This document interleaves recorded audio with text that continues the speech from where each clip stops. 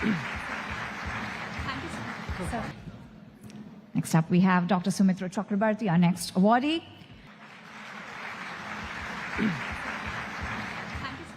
Welcome to the ETNow.in Business Conclave and Awards 2026 West Edition, the Western growth engine powering India's economic ascent, where the leaders shaping India's next growth story come together. And tonight, we celebrate those driving business excellence across Western India. Let the growth story begin.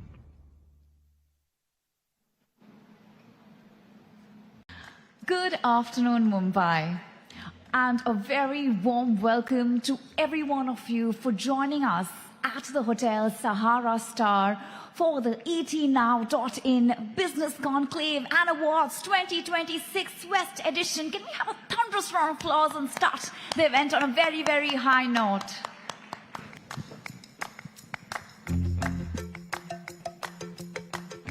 Over the next few hours, the stage will bring together the policy makers shaping that story, the business leaders building it, and the entrepreneurs betting everything on it. You know, they say the global trade is being redrawn.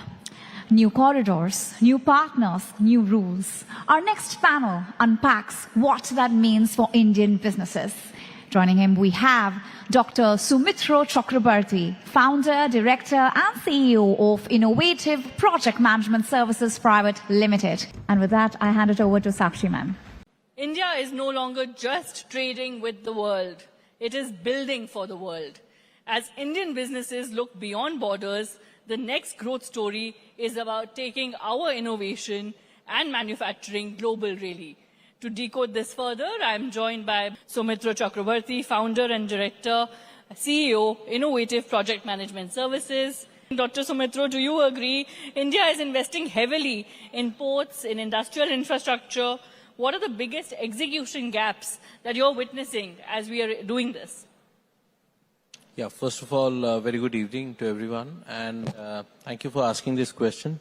But I would actually like to sort of divert that question to something more data-centric. You know, I don't think the problem lies with India's execution on infrastructure development. I think the problem that lies is in terms of how are we approaching towards that execution. I think we are not in dearth of infrastructure right now. If you look at the logistics, cost of logistics, it is about 7.9%, which is about 24 lakh crores of the GDP. And if you look at the World Bank Logistic Performance Index, India has moved from 139, out of the 139 countries, India is now 38. So I don't think existence of infrastructure is in question.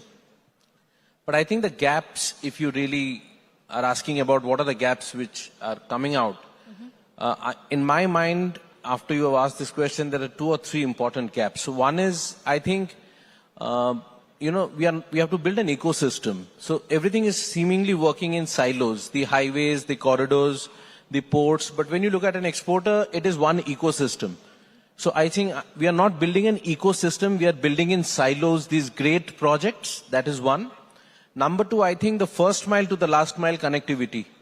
One thing that I've observed even during the course of the discussion that I've attended today, I think one segment of the Indian business scenario is slightly neglected, and that is the MSME segment.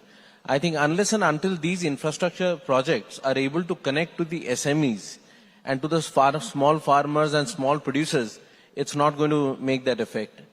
And the third and the most important gap that comes to my mind is something that we practice in our company also, is we sort of misunderstand activity with impact.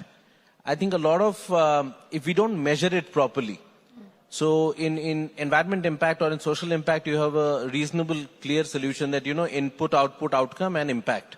So there is a clear line. I think if the infrastructure development starts sort of aligning with that paradigm, where input, output, outcome is to the impact, to the last mile connectivity, I think the gaps that you are talking about will stand resolved to a great extent, because I think GDP numbers and infrastructure investment numbers are like a scoreboard.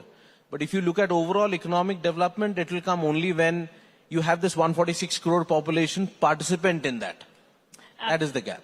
Absolutely. So reframing and looking at everything as an ecosystem is what you're suggesting.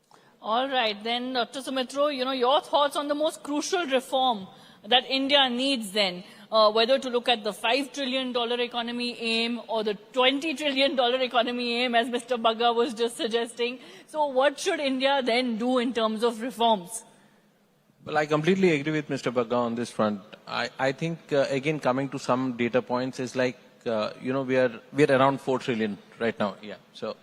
So reaching 5 trillion economy, I think what we have to now essentially think about is, we just spoke, I think the minister just spoke about half an hour back that, we are one of the most youngest country in the global map, given the age group.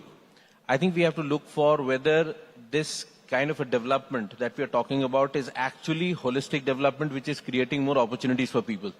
So we cannot deny one fact that we are 146 plus crores of people here in this country. But at the same time, is this development really connecting them with the jobs? Is it really going to the MSMEs? Is it enhancing the household incomes? So for me, if you ask me very frankly, we are a $4 trillion economy with a GDP of $2,700, per capita income of $2,700. Means is that a thing that should exist? Now the question is, what do you do with that $1 trillion? Because you're asking me a question about $5 trillion. We are right now $4 trillion. So the only question is about $1 trillion. What are we going to do with that $1 trillion is the question. Now my understanding on the matter says, with limited capacity, is that unless and until we are able to connect the development directly to the MSMEs, to the small farmers, to the marginal groups, and create more job opportunities for the younger population, and then create a consumer-driven economy, this development will become only sustainable through that process. So for me, a container reaching one day faster is a logical achievement. But an SME hiring 10 jobs because of that container reaching faster is a much more holistic economic development, and they're just looking at the fact of, infrastructure development as such. So I think those are the things. Right. And I think efficiency in management, I think inclusion of women, financial inclusion, and transparency in governance are the three important reforms that can be brought about for development to really take that scale, from my point of view. Right, Ajay Bagga, what should we do then? What reforms should we look at to really achieve that scale? What are the focus areas then to generate these kind of jobs? And if I were to ask you by 2030, what are the sectors you would look at most that are likely to benefit from global expansion altogether? 11 million people will come into Indian workforce every year for the next 20 years. We don't have those jobs. No government in the world can create those jobs. They have to be self-employed. They have to be given skills, what Dr. Sumitro said. So I would say we will have to copy the Koreans of the 60s who skilled their population. We have to copy the Brazilians. 54 countries they went to, saw the best agriculture practice for 54 crops from each country, and their productivity shot up. If 66% of your population is sitting in rural India and just making 12-13% of your GDP, you have a very serious problem. You have a problem of consumption, you have a problem of equality, what Dr. Sumitro said, and you have a problem for the future. I'll end there, Sakshi. I know you want to kill me, but I got carried away. Not at all. It is the time to redefine skill sets, like you said, and we need to innovate. We need to think out of the box and refresh mindsets altogether, as well as critical policy changes that you mentioned are the need of the hour. Thank you all for sharing your thoughts and for this interaction. Thank you. Thank you so much.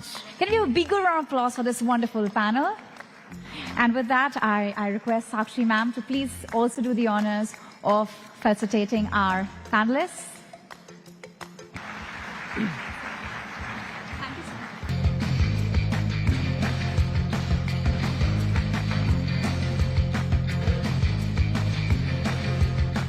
And Eknath sir, I'll be inviting you forward.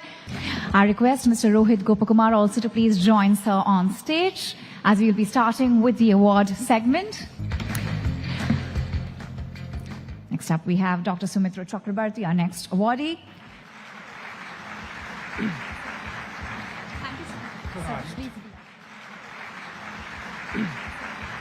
And with that, thank you so much, sir. Thank you so much. Ladies and gentlemen, with that, let me tell you, this brings us to the end of a truly packed evening. One that took us from boardrooms of BFSI to the corridors of policy, from ambitions of startups to the vision of a $5 trillion Maharashtra. On behalf of etnow.in, thank you to our Chief Minister, our Deputy Chief Minister, our ministers, speakers, panelists, partners, and each and every one of our winners this evening. You are the reason Western India leads the way.